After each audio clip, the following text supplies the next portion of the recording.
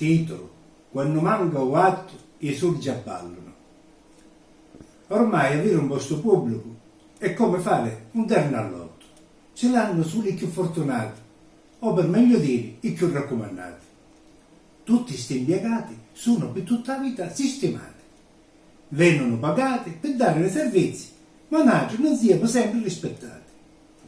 Io personalmente ne conosco pochi veramente coscienziosi e preparati. La maggior parte sono arroganti e presuntuosi. Invece di vederli a lavorare, li incontro tutti i giorni, pedi pedi. Parlano tutti turisti e vacanzieri. I bar vicino agli uffici sono pieni di impiegati che fanno lunghe soste e scorpacciati in compagnia di tanti utenti amici.